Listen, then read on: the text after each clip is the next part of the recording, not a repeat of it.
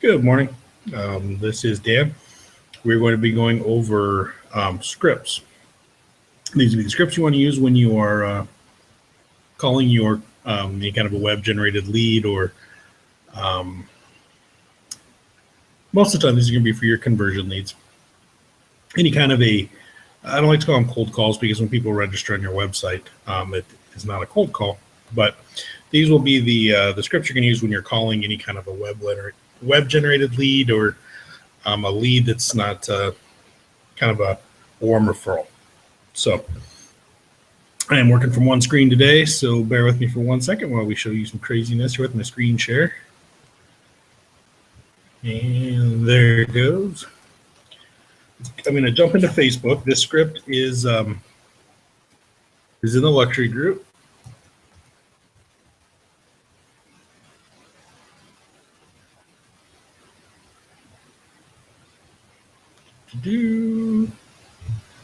There it goes.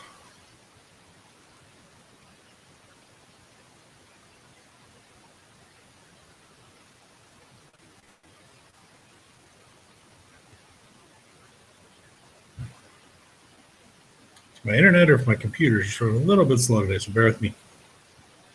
Luckily, we don't need to jump around too much on this one. You're going to go to Files once you're in the luxury group, and you're going to go down to New Lead Script. It downloads it here. We'll open this PDF. All right, so the script that we use is called a corrective statement. What a corrective statement script does is it gives the client the ability to either confirm the information you give them or correct you with the right information. But it doesn't really give them too much opportunity to go anywhere else with it. So it keeps us in control of the call. And this script is really good because it's broken down into some segments. It's going to bring their guard down fairly quickly and let you capture some good information and have a smooth close with it. So the first section of the corrective statement script is the intro. And so when you're doing your intro, there's a key part to this that's really important as we go through it. So you're going to want to do hi in their name. This is Dan. I saw you were looking at homes on my website. You're going to want to usually tell them on, luxuryaz.com. So they, kind of bring in where they came from. You can't just go with my website. But if they've been on a few websites today, I would use the name of your, that's why I always like to use the name in case they've been. Generally, you're not going to find somebody who go to a website who's looking for homes and never go to another site. They don't know if they were on Zillow, Redfin, where they were. So I will usually go with, you're looking at homes on my website, luxuryaz.com. And I wanted to introduce myself. It's nice to meet you. Nice to meet you is important because it's an icebreaker. It's a little thing. If you ever meet anybody in person, you're always going to use nice to meet you. And this is just kind of the same thing. It's the friendliness that a lot of agents will jump on there and be like, you're on my website, how can I help you? And they're going to say, you can't. And the call's kind of over. From the nice to meet you, generally they're going to respond with, yeah, nice to meet you too. Already the apprehension of them giving you information and everything is actually come down. Psychologically, a lot of that's been removed because you've been friendly and you've introduced yourself to them and you're starting to have just kind of a regular conversation. From there, you're going to go through and you're going to say, so name of lead again. So you're going to use their name, multiple times. So you're like, Mark, I was in the process of setting up your listing alerts and getting ready to send you about, and do some little bit of research, see how many you are going to send them. If you're going to send them 7, send them 7. What you don't want to say is I was going to send you about 7 and then only find 2 results because they're looking for something specific. So I was going to send you about 7 listings to look at. And, this is showing them you're doing something for them. You were working for them behind the scenes before you even picked up the phone. You already knew how many leads you were going to send them before you did it. And if you tell them you're going to send them 7, now they're also probably going to watch for that email and see the 7 houses that you sent them. So by having the right number, you're adding value. You've already become a resource or an asset to this client, and setting yourself aside from somebody who's, how can I help you with your search? You haven't done anything for them when you're asking how you can help them with their search. But when you've told them that you've already done some work on their search, you're more important. From there, you're going to go to kind of the setup. And this is going into the setup of your corrective statement. I had one quick question, and then I'll let you go. And the reason the setup right here is important is you've given them an out. No longer are they sitting on their other end of the phone going, how am I going to get rid of this guy or lady? How am I going to get this person off the phone? I just wanted to sit on my couch and watch King of Queens, and now this person is trying to have a conversation with me. And then you say, I've just got one quick question. I'm going to let you go. Now they're going, okay, I'll answer this question, and I'm going to get rid of this person. So they're excited now. They're in a much better mood because they don't have to figure out how to get rid of you. You're getting rid of yourself. And so from straight there, you're going to go into your corrective statement. This corrective statement, it's you're renting, right? Or you're a homeowner, right? I personally will go with you're a homeowner, right? Every time. And the reason being, you get some people, who are very prideful of owning a home. They've gotten to that point, whether it was their first home, whether they've owned home for 20 years or anything else. And you'll run into them, and there's absolutely nothing wrong with it. I mean, it's, they call it the American dream is home ownership. But somebody who, maybe they saved for 5 years and they bought their first home 3 years ago, and now they've got married and they want a bigger house. They're going to be really proud of that home. And you're not going to offend generally a renter by calling them a homeowner. You might get something like, no, I lost my house, or something.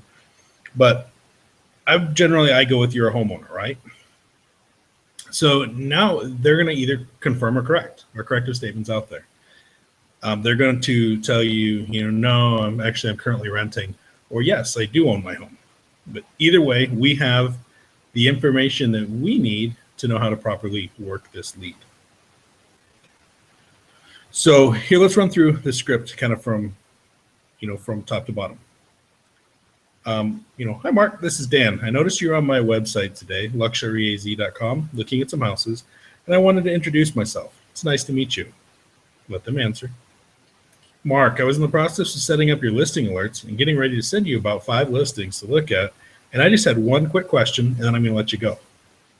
You're a homeowner, correct? Mark's going to tell me, yes, I am a homeowner. If he tells me I'm a homeowner, I'm going right down here. We're going to say he said he was a renter, just because that's higher up on the sheet. He's not, actually right now I'm renting. Great.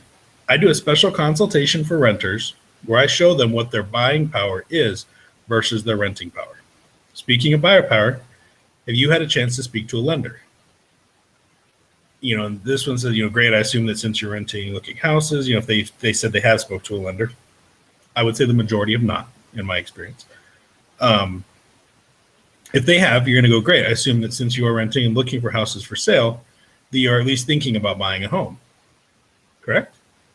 Again, another corrective statement. Consultation takes about 5 minutes, and I can throw something together for you.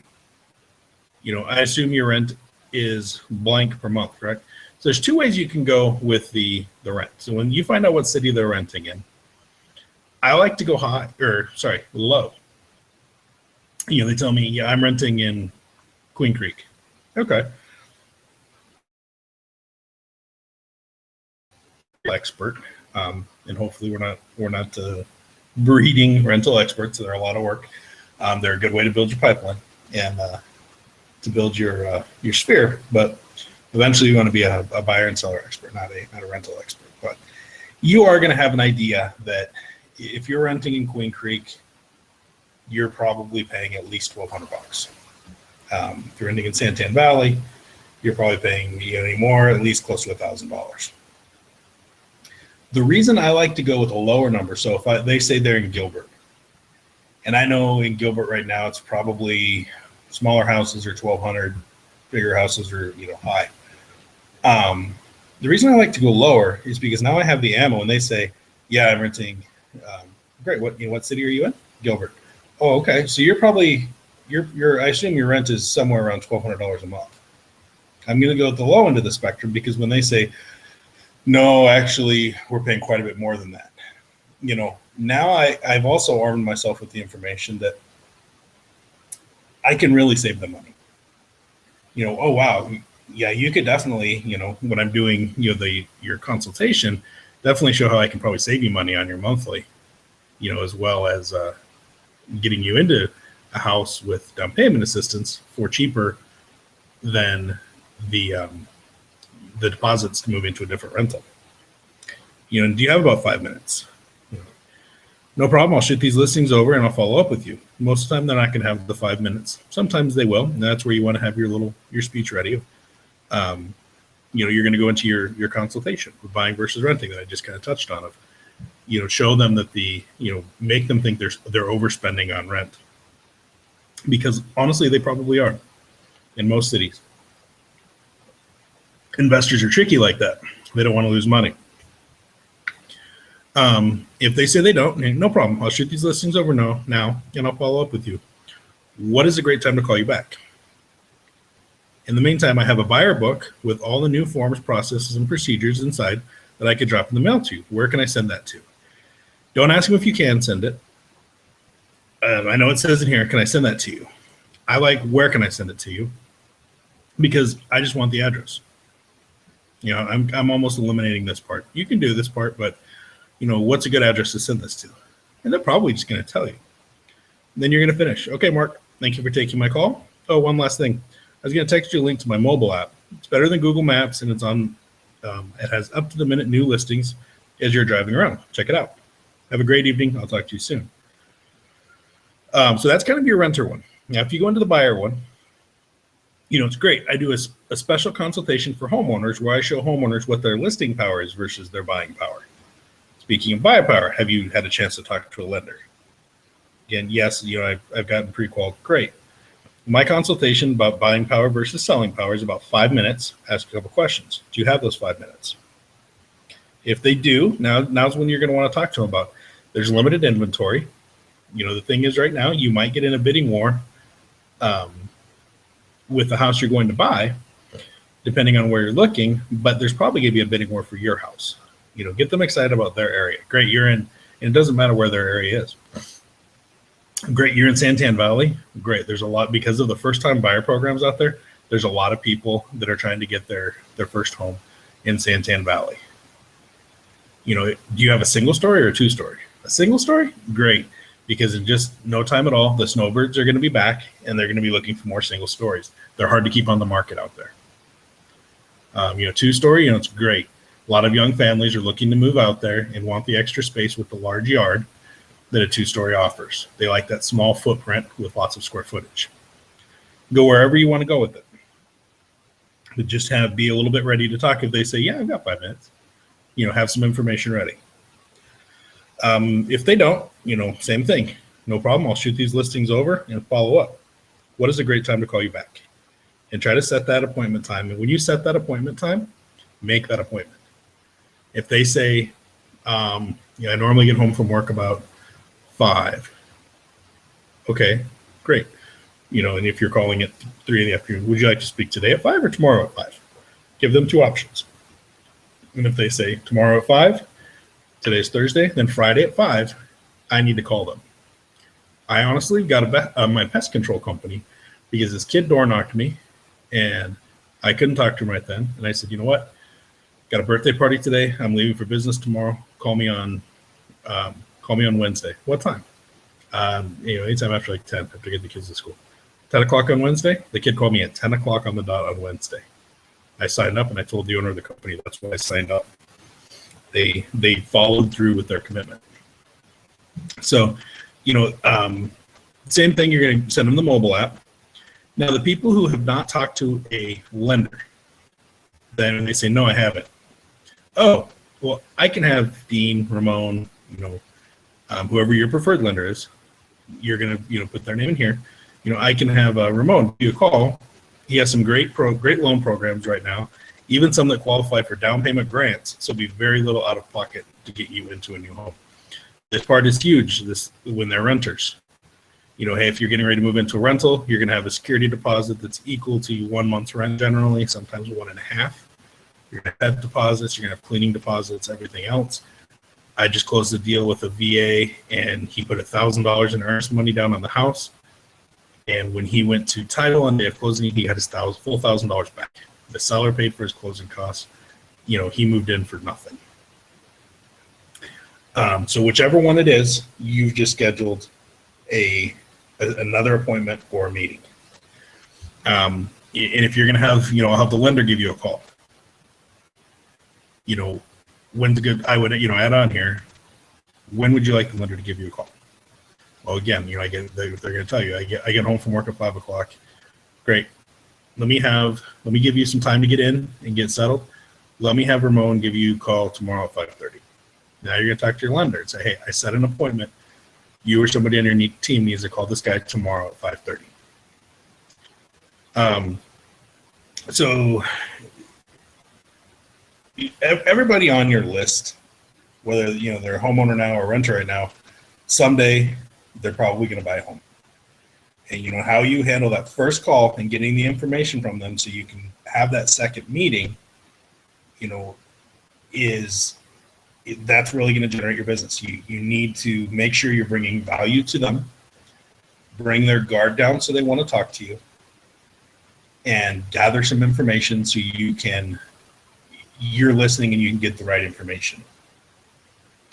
Getting the right information, it seems like a no-brainer. The client tells you, I need a 4-bedroom, it has to be in Gilbert. When you start sending them 3-bedroom houses in Chandler, they tune you out. Even if, unless you send them one and say, hey, I know you want to be in Gilbert and I know you want to be 4 bedrooms, but this house in Chandler is way underpriced. It's going to go fast and it's hitting the market on Thursday. Are you interested in at least taking a look at this one? If you send them something that's not what they're looking for, make sure that you acknowledge that you know exactly what they're looking for. I closed the deal 2 years ago. Canadian family came down here. I kind of ran into them on a phone call last minute. They wanted to see a house the next day. We set up a time, and then she called me back and said they were actually leaving for Canada the next day. They'd be back, and this was right around Thanksgiving time, almost 3 years ago. And that we're coming back in January or February. We're not sure which one yet, and we really want to be ready to go. Can you set me up on some alerts? Sure. What are you looking for? She gave me her list. The list I set her up on was exactly like it, exactly what she told me she wanted, and it was fairly specific. And then I told her, if you're not seeing enough results, let me know and we can adjust the search. She came back into town, and we talked a couple times while she was up there. She said she was getting the emails, they weren't sure when they're coming back, blah, blah, blah. She called me one day out of the blue, hey, we're going to be in town next week, and we want to go look at some houses. All right, let's find a place to meet, and we'll go from there. And she's like, here's the 4 houses I want to see. They got in my car. We started driving to the first house. And, I told her, I said, hey, I appreciate you calling me back when you got back into town. And her husband's like, well, he's like, why we called you back? And I said, why is that? And he goes, honestly, you were one of 4 agents that were sending us houses.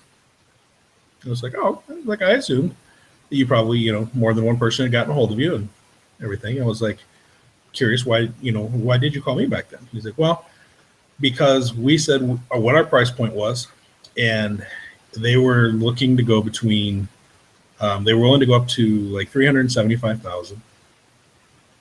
They wanted a gated community and 3 bedrooms.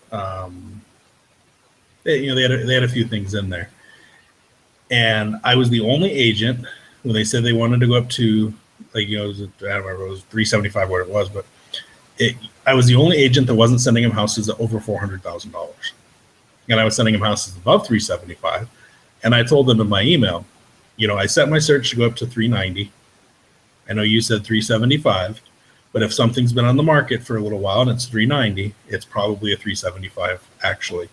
And they said one agent wasn't sending him anything below $400,000. So they were discouraged by the fact that the agent didn't listen to what their needs were. So understand what your client's looking for, understand their needs, understand where they're at, and take good notes and work to what they've told you, and you're going to get a lot more business and close a lot more web leads. Everybody, with the web leads, people don't like scripts. Take the script. We had one person on the team, sitting in front of it, reading it word for word. In the beginning, when they hadn't gone through the script very many times, it sounded like they were sitting there reading it word for word. And you know what? It didn't matter. They were still getting the information. The people were still answering the questions, even though they could tell that person was sitting there reading from a script, because the conversation was catered to that client. You can take this, read through it a number of times, and then make a sheet with some bullet points, and that you can write right on. So when you're calling, you have like a half sheet of paper, and it's got intro, nice to meet you, things that you remember to do each of these steps, but you don't have to read it word for word, as long as you hit the key points. Use their name, use your name, use your website, use nice to meet you. You use their name again, setting up alerts for them about how many, as long as it's catered directly to them and they know you're listening by sending them stuff that matches what they ask you for, you're going to see a huge turn, because unfortunately, a lot of people in this industry don't listen, or it's too small. There's only 20 results that match. I want to send them more than 20 houses, so I'm going to go outside of their search. No, start with their 20 and tell them, if that's not enough houses, let's adjust this so you can see more. If it's 300, hey, if there's something in this list, this is a huge list, because you're fairly open right now. Let's go take a look at 4 houses, and let's adjust your search from there. Or tell me what you're seeing on this list that you don't want on the list, and I'll adjust your search so those types of properties don't show up. There's lots of little ways you can do it, but make sure your communication is to them, that you're helping them and you're providing a service to them, and convert some leads. I will hop back into the room. Let me unshare, because this kind of feels like Twilight Zone to me. All right. In the room, I'm going to check and see if anybody has any questions in chat. I don't see any. Any questions you have, if you're watching the recorded version, do not hesitate to reach out to me, Mark, John, anybody, and I will get the questions answered. That's what I've got for scripts. And you guys say this is a proven script. It's working. Don't try to reinvent the wheel on every call. Give yourself a guide. Have a great day.